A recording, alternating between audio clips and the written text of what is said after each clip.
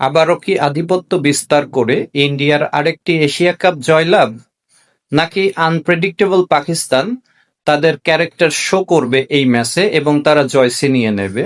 উত্তরটা সময়ই বলে দেবে।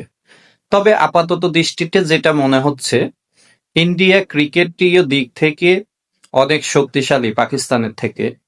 তবে মনস্তাত্ত্বিক দিক থেকে যখনই এই ধরনের কোনো ম্যাচ অনুষ্ঠিত হয়, কেন জানি পাকিস্তান এগিয়ে থাকে।